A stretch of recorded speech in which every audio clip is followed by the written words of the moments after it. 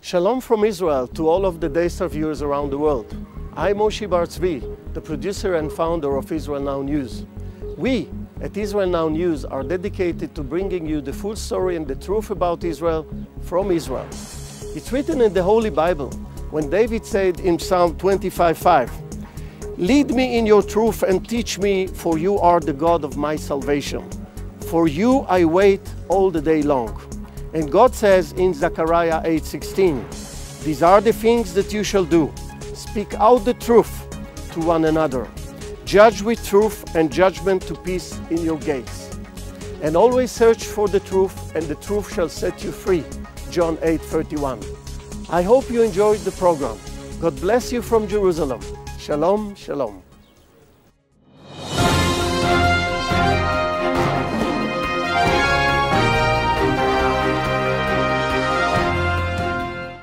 Welcome to Israel Now News. I'm Yochanan El-Rom. And I'm Erin Viner. In our top story, Iran is building militias inside Syria. Senior White House officials said the hardline Islamic Republic is establishing proxy armies in the war-torn country. According to a report in the Washington Times, Iran and Hezbollah have inserted more than 50,000 fighters into Syria. One senior U.S. official said that the immediate intention seems to be to support the Syrian regime. He said it's important for Iran to have a force in Syria that is reliable and can be counted on in case President Bashar al-Assad falls. These troops, along with Iran's satellite army Hezbollah, are fighting alongside the Syrian army against opposition forces, but are in place to exercise Tehran's interest if the government collapses. An expert analyst told the Washington Post that as long as Tehran can maintain control of an air or seaport, they can also maintain a Hezbollah-controlled supply route into Lebanon and can continue to manipulate Lebanese politics. North Korea has defied orders from the United Nations and successfully carried out its third nuclear weapons test within 7 years. Despite demands to halt atomic activity or face further sanctions, Pyongyang detonated a miniaturized nuclear weapon underground. According to reports on the Asian nation's state television, the test was aimed at coping with the ferocious hostile acts of the United States' attempts to block its right to launch satellites. United Nations Secretary General Ban Ki-moon released a statement calling the test a clear and grave violation of the United Nations Security Council resolutions. U.S. President Barack Obama described it as a highly provocative act that threatens U.S. security and international peace, adding that the danger posed by North Korea's activities warrants further swift and credible action by the international community. The UN Security Council called for an emergency session to discuss strategies to address the issue. U.S. President Barack Obama has announced that he will be making a visit to Israel.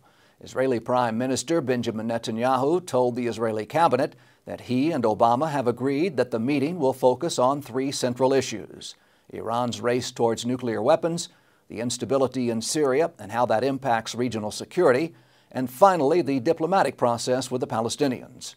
An Israeli official told Army Radio that the real purpose of Obama's visit was to pressure Israel not to strike Iran's nuclear program. Ahead of President Obama's visit to Israel, the United States has decided to release $700 million of aid to the Palestinian Authority.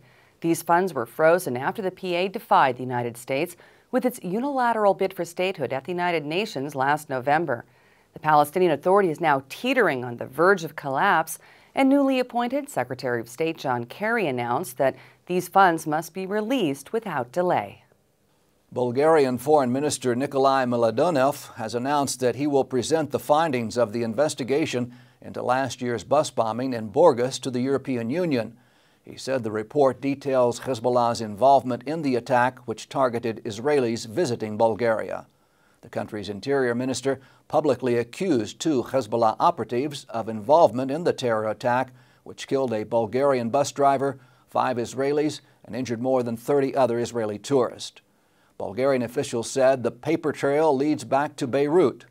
Many hope that Bulgaria's presentation to the EU will lead the international body to join the United States in designating Hezbollah a terrorist organization. Israeli Prime Minister Benjamin Netanyahu released a statement saying that the findings are an additional confirmation to what we already know. Hezbollah and its patron Iran are running global terror campaigns across borders and continents. Iran's Foreign Minister Ali Akbar Salehi expressed his country's disagreement with Bulgaria's findings and said that the Islamic Republic will recall its ambassador to Sofia. He also said that as punishment, Tehran intends to downgrade its diplomatic relations with Bulgaria. The Al-Aqsa University of Gaza has ruled that all female students must wear burqas. This requirement means that every female student must be covered completely from head to toe except for a small opening for their eyes. Gaza University is a public institution affiliated with the Palestinian Authority Education Ministry in Ramallah. PA officials blasted the decision, saying that the rule cannot be implemented. But Hamas, who rules the Gaza Strip, actually controls the university. This latest demand demonstrates the increasing Islamist sentiment enforced on the Hamas-run territory and the continued isolation of the more moderate individuals in Gaza. The Palestinians have once again failed at their attempts to establish a unity government. After intensive talks in Cairo last week, the two one-time bitter rivals were unable to agree on the formation of either a representative government or the holding of elections. After attending the negotiations, an official from the Fatah government of Palestinian President Mahmoud Abbas said that the gap between his party and Hamas remains as wide as ever. Hamas representatives, meanwhile, placed the blame on Abbas for the lack of a breakthrough. A Palestinian research center has accused the United States of sabotaging Palestinian reconciliation negotiations.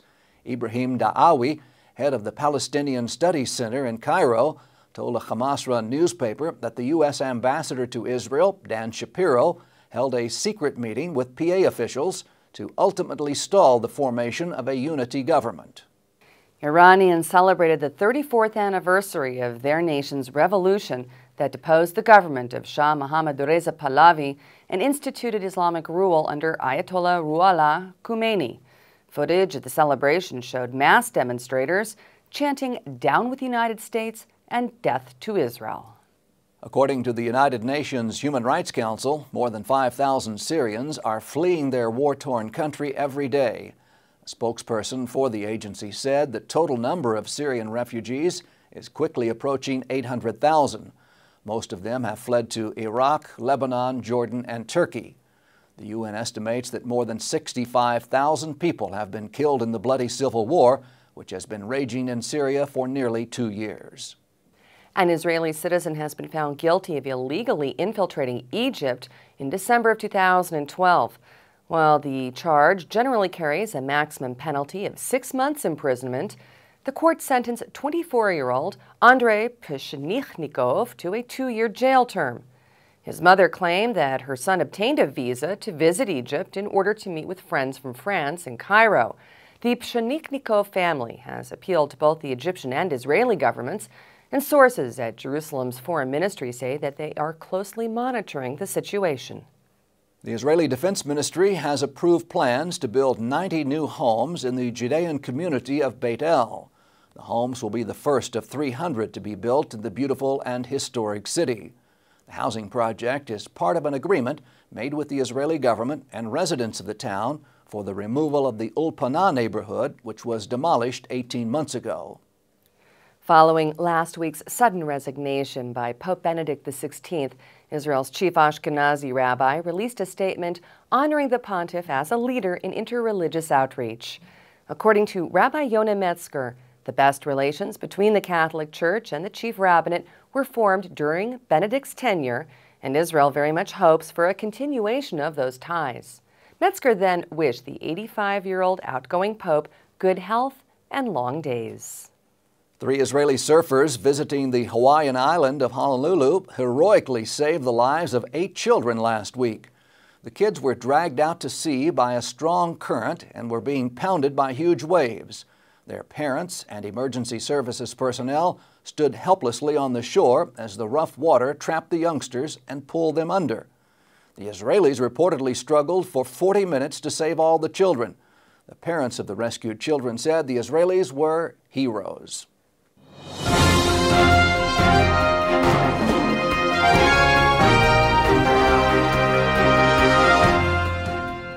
And that concludes the news portion of our show. Stay tuned for Ask the Source with Josh Reinstein.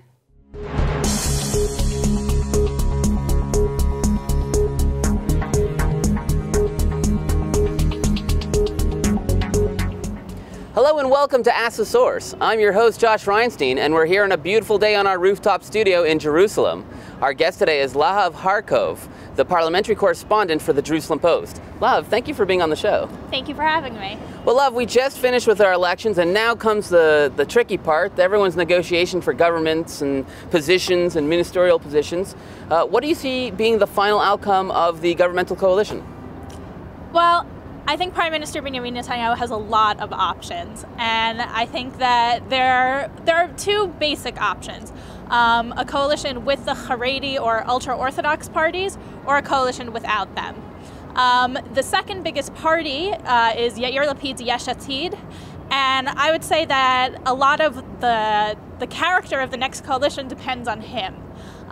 He does not want the ultra-Orthodox in the coalition, and while at the end of the day, it's Netanyahu's decision what kind of coalition he wants, it'll be more difficult for him to form a coalition if he can't rely on Yesh Atid's 19 seats. So those are the two basic options. Well, Yesh Atid was the surprise of the elections. What are the issues that were important to Yesh Atid? Why did so many people vote for them? Yesh Atid, throughout the campaign, said that they represent the Israeli middle class, and they focused almost exclusively on domestic issues, and they were seen as a very, very strong choice for creating what's called in Israel equality in the burden of national service. In Israel, there's a mandatory draft, but Israeli Arabs don't have to serve in the army, and the ultra-Orthodox don't have to serve in the army as long as they're studying Torah. And a lot of Israeli citizens want everybody to have to serve. They say we have 2 to 3 years, and then after that we have reserve duty, and it's not fair that it's only us. And I think Lapid was very much seen as the voice of those frustrated people. And that's one of the big reasons they voted for him. I also think because there was very little focus on the Palestinian issue and on security issues, people looked for somebody who focused on domestic matters. Well, one of the other surprises of the election was Bayit Yehudi, a party that wants to bring Judeo-Christian values back to politics in Israel. How does them being a 12-person party affect the makeup of the next coalition? The Bayit Yehudi is almost a must-have party in any coalition. Any possibility of a coalition without them is really far-fetched. There are rumors of wanting to split up other parties to convince half the party to join the coalition, things that have happened but are unlikely to happen again.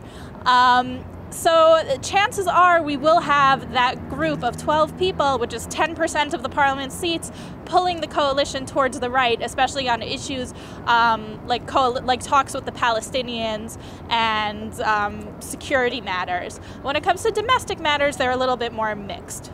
You know, one of the other big stories of the election is the implosion of the largest party in the last election, the Kadima party, that kind of ran on a security, pro-peace camp policy. Also, Tzipi Livni, who came back and formed her own party, was running on that let's make peace policy and was also obliterated.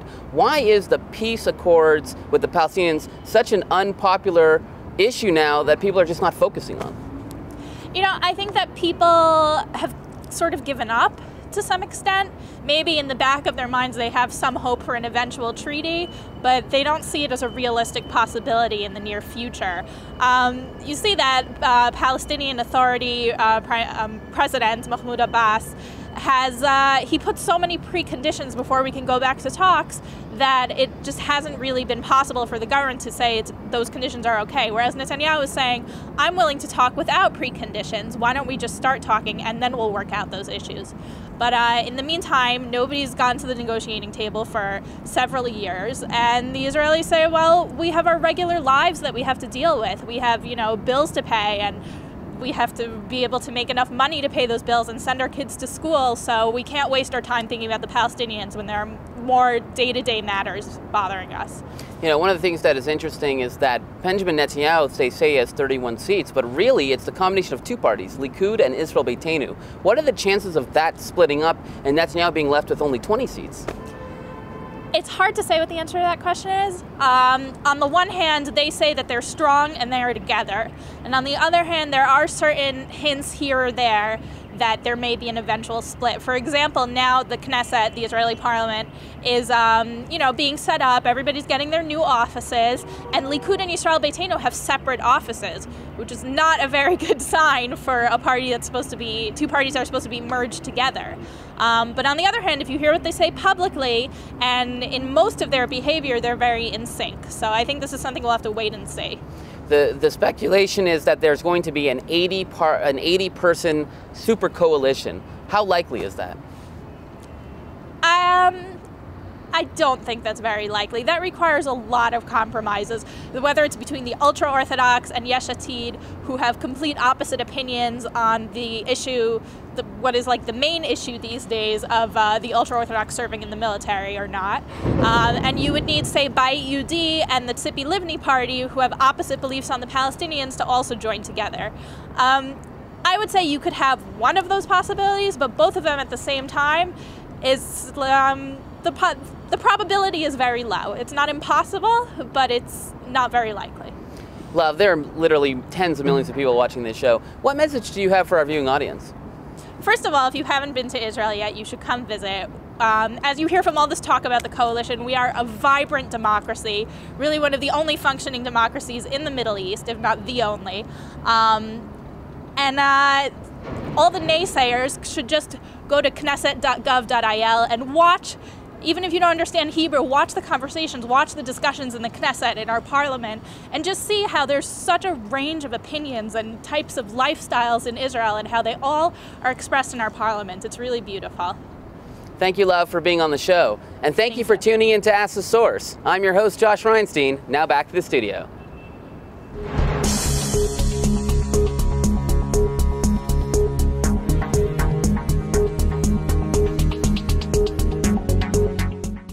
Up next, Shining Light from Israel.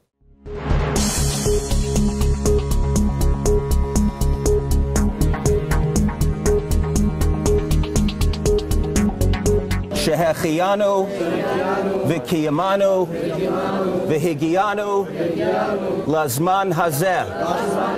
Amen. 54 new Olim from the Bnei Menashe tribe arrived in the land of Israel from India in a special flight arranged by the Shavei Yisrael organization. The new Olim were warmly welcomed by their relatives who now live in Israel. We have now brought 274 members of the community here to Israel over the past month. There are still another 7,000 Bnei Menashe in India who are waiting to come, and with God's help, they too will make Aliyah in the coming years. Our goal is to bring all of the Bnei Menashe here to Israel. Yeah, I don't have the words to express. I was so excited. We have been waiting for a long of years.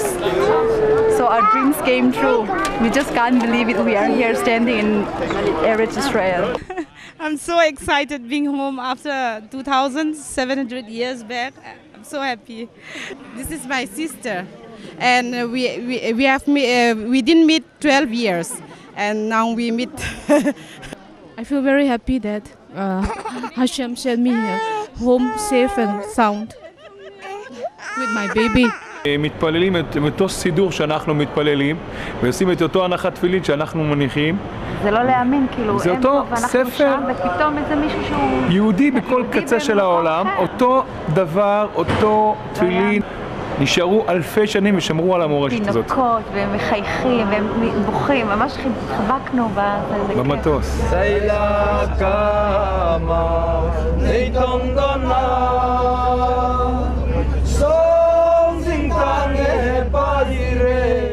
The project of bringing the Bnei Menashe to Israel was initiated by Shavei Yisrael. We have been struggling for the past 5 years to resume the Bnei Menashe Aliyah, and now it is happening. These wonderful people were finally able to fulfill their dream and to come home to the land of Israel. They knocked on the doors of the ministry and on the Indian authority doors, and thanks to that the people arrived here. I am the absorption minister of the State of Israel, and I'm very happy to receive them here. Happiness, what can I tell you? I would like to hope that the part that stayed there will shortly make Aliyah. We will do all we can to receive them here with a lot of warmth, with a lot of sympathy and goodwill. They will undergo various bureaucratic processes, receive their Israeli citizenship and new immigrant status, and then they will move to communities such as Akko and Migdal HaEmek in Israel's north, and they will begin their new lives here in the Jewish state. Much of the funding for the B'nai Menashe Aliyah came from Jewish and Christian philanthropists and organizations. The ICJ in Jerusalem covered a large part of the cost of the immigrants' flights. Bridges for Peace contributed towards their absorption, and Christians in Singapore and the Far East also assisted greatly with the Aliyah. The Christian Embassy is very thrilled to be sponsoring the flights, not only today, but more in the coming months of these B'nai Menashe. They've been gone for 2,700 years here from the land, but the Hebrew prophets said they would return one day. We got involved with ICJ Report because we felt it was the fulfillment of a dream of people after 2,000 years of being separated from the Jewish people, that they can return to Eretz Israel. I feel so excited, overwhelmed, and I've totally lost for words. I don't know what to say anymore. And we have been always dreaming to, make Aliyah in Israel and to be a part of Israel. The first thing I would like to do in Israel is that I'll be going for Army Academy, for Army, and after that I will see for the things that I can do for my livelihood. ושבו בנים ושבו בנים ושבו בנים לגבולם ושבו בנים בנים לגבולם ושבו בנים ושבו בנים ושבו בנים לגבולם.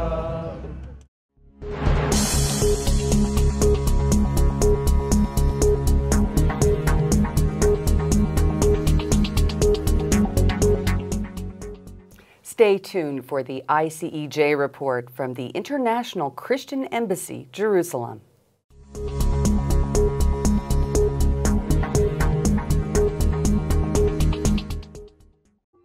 Welcome to our new episode of the ICEJ Report. In this week's episode, we want to focus on a very special event which took place just a few days ago, not far away from here in the King David Hotel here in Jerusalem, where members of the Israeli Knesset and the World Jewish Congress decided to honor one of the key leaders of the evangelical world for their support and for their outreach to the nation of Israel. We have today with us Mr. Josh Reinstein from the Christian Allies Caucus of the Israeli Knesset. And Josh, it's great to have you again here on ICJ Report and to speak a little bit about the partnership between the Christian Embassy and the Christian Allies Caucus.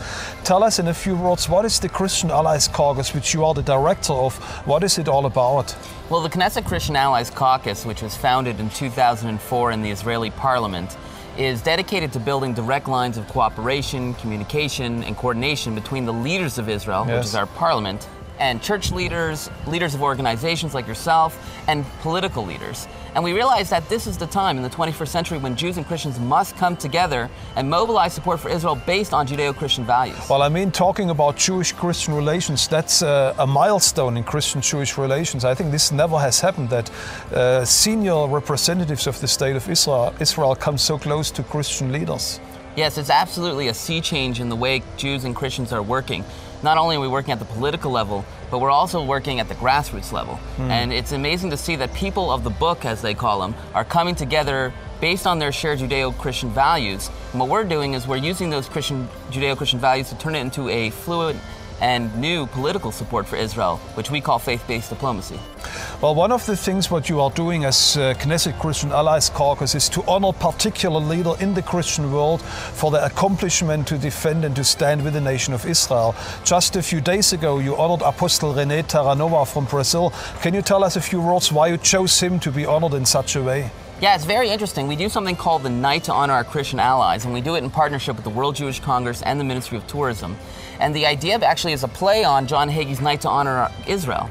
And we said, you know, once a year we should honor our Christian allies who are standing with Israel. And this year we decided to honor René Terranova from Brazil because he's been bringing Christians to Israel for decades now. Tens of thousands of people are standing with Israel. And the fact that he's been able to mobilize Christian support for Israel, not in just a spiritual way, but an economic and political way, is something that we wanted to honor, and we were able to do it this year.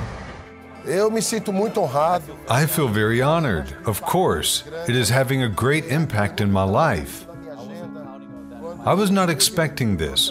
When Jürgen told me the news, I was very touched because I don't support Israel to receive recognition. And I believe that every honor given is a door. When we honor God, He opens the doors responsible for all this. God used the ICEJ and my friends to show that my work has not been in vain. It is an enormous honor. The Knesset is one of the most honored places in Israel and respected around the world. So, seeing myself in this process, it's a great honor, and I'm very thankful. Actually, I've only been this tense in a very few situations in my life. I believe this is something big, and that will change things in the spiritual world in favor of my ministry, because when we bless Israel, our nations are blessed by God. So today is a way to bless our nation, and I know that this blessing will reach Brazil. We just saw today about this global movement of Israel supporters standing with Israel in this exciting day. Apostle René Terranova is one of those key leaders in the evangelical world today, which decided, based on his biblical belief, to stand with Israel and the Jewish people because the Word of God told him to do so. And we want to invite you today to stand with us, to join this global move of God around the world, to become part of that and bless the nation of Israel like never before. We are your embassy here in Jerusalem, and may the Lord bless you out of Zion.